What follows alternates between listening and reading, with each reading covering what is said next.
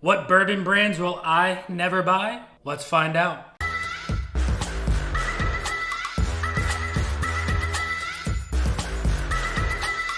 What is going on, everybody? Nathan here with the Everyday Drinker, bringing you guys a brand new video. Today we are going to be diving into the bottles of bourbon that I will most likely never be buying again or ever will buy in the first place. Now, these are all subjective. They all go off of palate, personal preference, what you're willing to spend on bottles of bourbon, and things along those lines. So if your list differs from mine, that is 100% A-okay. But these are my specific bottles, my specific brands that me as a human being does not want to buy. As always, if you're new to the channel and you enjoy the content, make sure to drop that subscribe because this bottle of blends could be yours at 5,000 subscribers. We just hit 3,500. Channel's growing like crazy. Can't thank you guys enough for the love. So make sure you're hitting that subscribe if you're brand new. Also, if you really want to help support the channel, go check out the Patreon. The Patreon helps support the channel like you would not believe, and we do a lot of fun things over there for the Patreon community. But without further ado, let's get into bourbon brand number one. Now, brand number one, I do own one bottle of this, and it is due to the fact that it is a group pick, and I wanted to have that sentimental history for the group pick. And that brand goes to Nulu. Now, why do I say I'm never going to be buying Nulu? It's mostly due to the fact that their finished products are so dang expensive. There are other brands out there that do really, really good finished products that are not as expensive as these Nulus. This one here, I mean, this is just their straight bourbon, not finished, not toasted, not anything. It was like $60.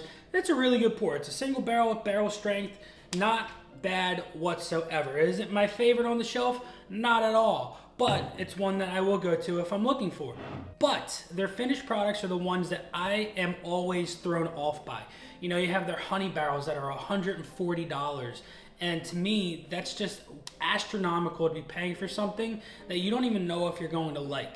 Now, other brands that I think are just as good or even better than the Nulu products, I mean, I always recommend Penelope. As you can see on my shelf, I have plenty of Penelope offerings that are all absolutely delicious. Haven't had one Penelope offering that I have not liked. Also, check out Starlight. Starlight does really, really good finished products. They have an Amberana, they have a cigar batch, they have sherry, they have port, they have absolutely everything that a lot of those finished brands do, and they're not going to break your bank, such as these Nulu products do. Bourbon brand number two that I will never buy is Angel's Envy. I've never liked Angel's Envy whatsoever. I think that it is way too expensive for an 86 proof bourbon that is thin. It doesn't have a flavor profile that fits me all too well. And I think even for 86 proof, it drinks a little hot, which is very, very interesting to me. Not quite sure why it does that. Let me know down in the comments if Angel's Envy drinks hot for you as well, because 86 proofers should not be hot, and that drinks hot for 86 proof. And their other offering, the Jamaican rum finished rye, that to me is just overly sweet. And it's almost like a syrup in a way. Not quite a big fan of that. To me, it's sweeter than the Penelope Rio, and that's hard to do.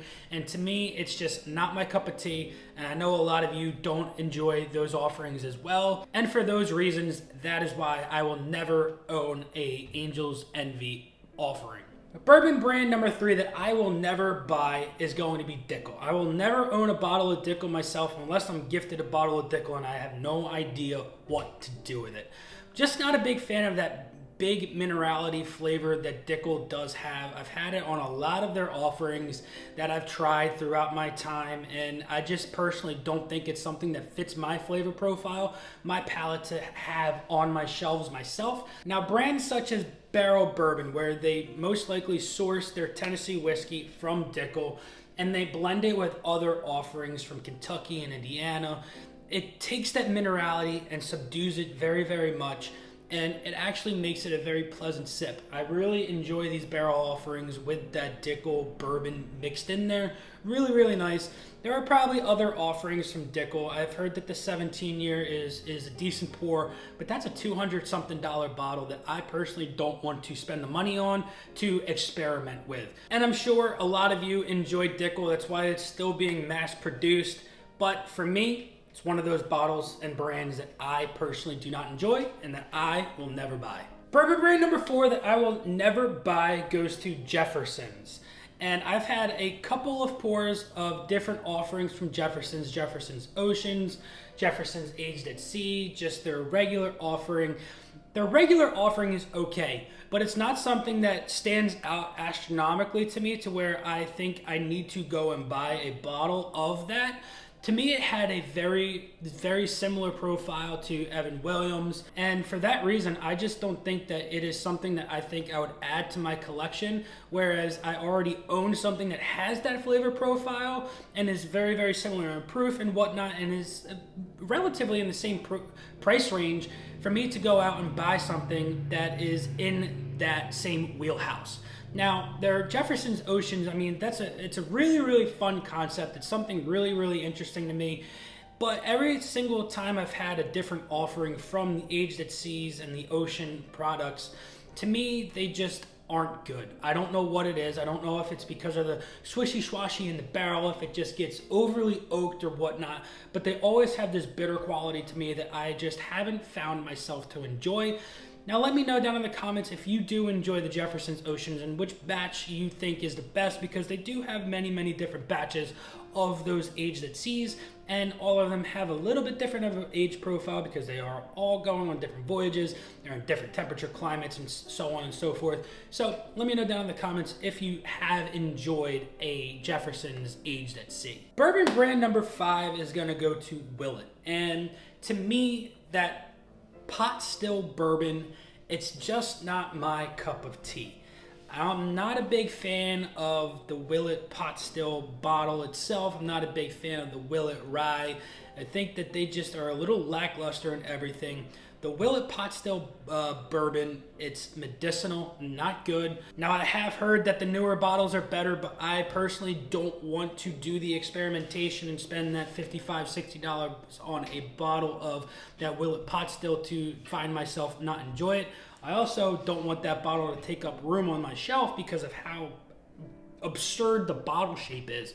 Really cool bottle if you don't have a lot of bottles of bourbon, but when you start to build your collection, it takes up a lot of room that good bottles of bourbon could have. Now, I personally have not had any of the family estate bourbons, the purple tops, the 9-year, the 10-year, the 12, the 17, so on and so forth. I can't speak on behalf of those Willet products, only because they're so astronomically expensive. They hit secondary, they're hitting that $5,000, $6,000, $7,000 range. I personally can't afford that. So if I ever see a bottle of the purple top for a reasonable price, I might be inclined to pick it up and try it. But for the time being, from what I've heard of other Willet offerings, you know, you have the Noah's Mills and stuff like that. Those just aren't good as well. The purple top wheated 8-year bourbon, I've heard many reviews about that bottle of bourbon not being good as well. And for those reasons, Willet is one of those bourbon brands that I personally will never buy and have on my shelf until I find a purple top that is worth my money. And bourbon brand number 6, it's going to be coming from the Beam Distillery, and that is Basil Hayden. And for those of you who like Basil Hayden, you just don't like good whiskey. Now I'm going to tell you why, right? 80 proof bottle of bourbon for $50. Why are you spending that money? There are other offerings from Jim Beam that are 10 times better.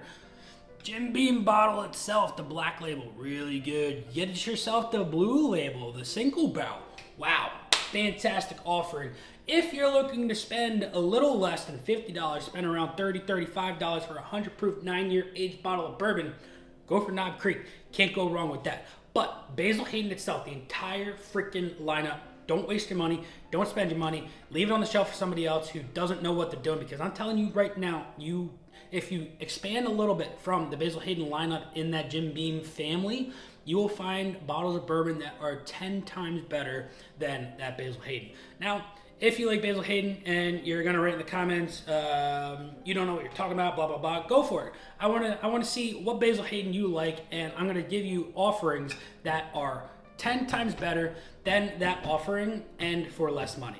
So there you have it. Those are the 6 brands of bourbon that I will never have on my shelf. I will never own due to the fact that they just are too much money. I personally don't enjoy their flavor profiles and so on and so forth. Let me know down in the comments what bourbon brands you specifically will not own and have on your shelf. I don't want specific bottles. I want specific brands. So let me know down in the comments. Hope you guys enjoyed this video. Until next time, this has been Nathan with the Everyday Drinker.